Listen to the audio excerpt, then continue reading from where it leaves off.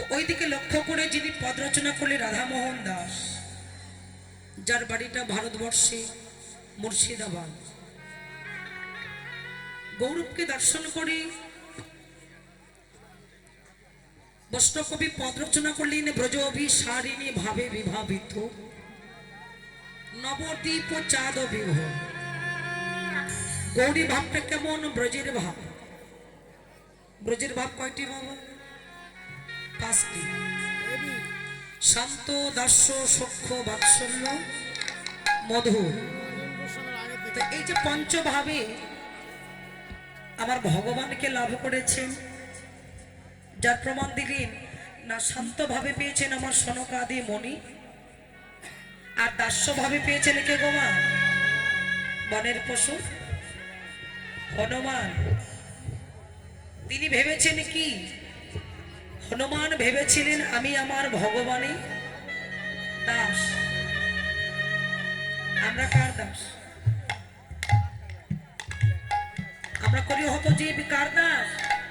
ভগবানের দাস। বাবা বলতে পারলেন এই কথাটা?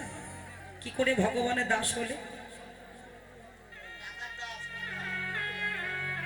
তুমি কয়বার খাও? ভগবানকে কয়বার দাও?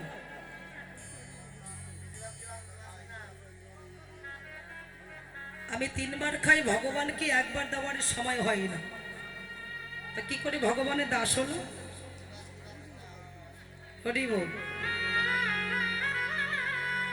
আমরা এখনো ভগবানের দাস হতে পারিনি।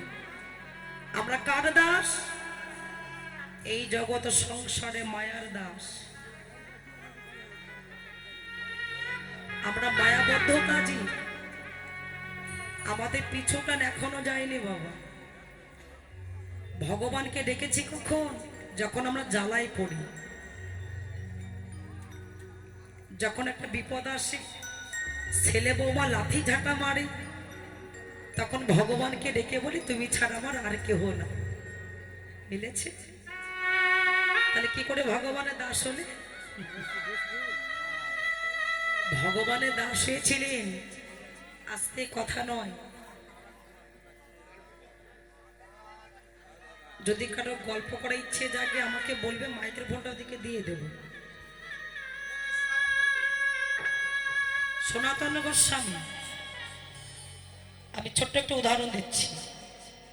সনাতন গোস্বামী সবই কিছুকে পরিত্যাগ করে একটা কম্বলকে আঁকড়ে ধরে প্রভুর চরণ তলে দাঁড়িয়েছিলেন, দয়াময় আমি আজ থেকে তোমার দাস হয়ে গেছি, তোমার শ্রীচরণ আমাকে আশ্রয় দাও। প্রভু বলেছিল সনাতন, আহা সবই কিছুকে ত্যাগ করতে পারলে সামান্য একটা কম্বলের মায়াকে পরিত্যাগ করতে পারলে না? একটু ভেবে দেখবে,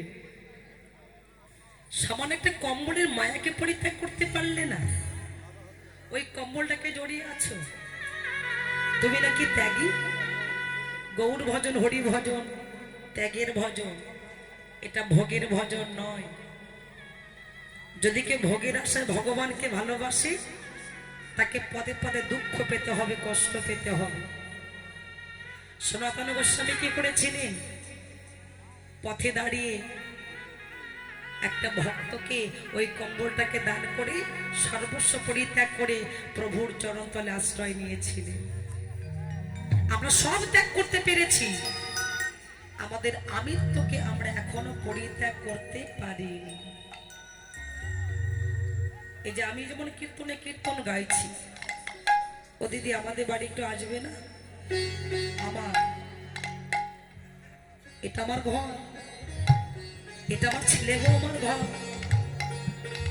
আশীর্বাদ করো আমার ছেলে বৌমা যেন ভালো থাকে। কি ভগবানের কাছে কি চেয়েছে? কি বাবা? তাহলে এখনো আমার আমার ত্যাগ করতে পারিনি, তাহলে আমরা ভগবানের দাস কি করে হলাম বাবা? হরিব। এটা সনাতন গোস্বামীকে দিয়ে জগৎকে লীলা করে দেখিয়ে দিলেন। এই জগতে জীব সবই কিছু পরিত্যাগ করতে পারে, কিন্তু আমার আমার শব্দটি পরিত্যাগ করতে পারে না। তো এই আমার যতক্ষণ থাকবে ততক্ষণ আমি পতিত পাবন গৌর হরি, আমারই কৃপা হবে না নেতাই গৌর প্রেমানন্দ হরিব হরিব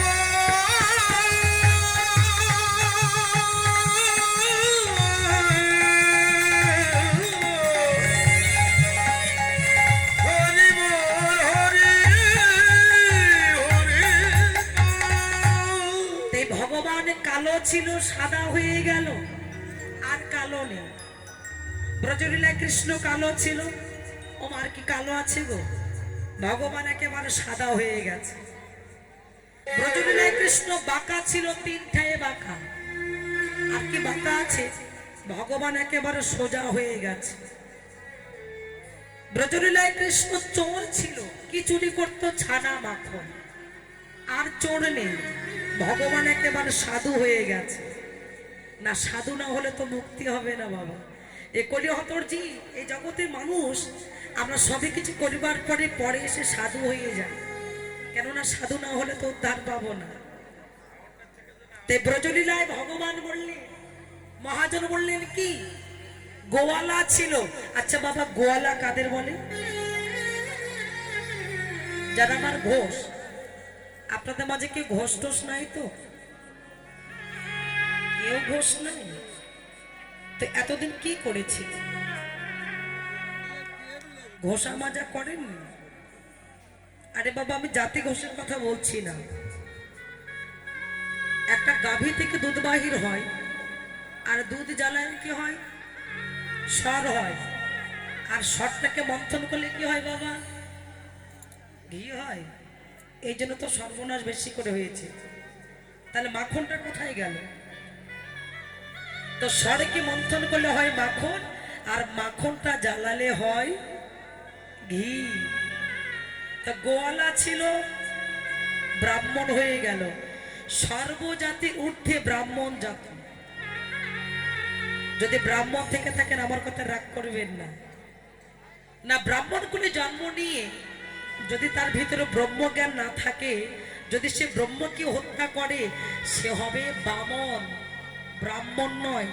একটা মুচির ছেলেকে ব্রাহ্মণ বলা যাবে না? ওই মুচি কুলে জন্ম নিয়ে যদি সে ব্রহ্মকে ধরে রাখতে পারে, নেতাই গৌর হরিব। তো গোয়ালা ছিল, ব্রাহ্মণ হয়ে গেল। মূর্খ ছিল, পণ্ডিত হয়ে গেল। নাম ধরলেন শ্রীকৃষ্ণ চৈতন্য পতিতে পাবন গৌর হরি। তো জগতে এত নাম থাকতে ভগবান এই নামটি কেন ধরেছেন? জগতের শিক্ষা না, শ্রী মানে সুন্দর চৈতন্য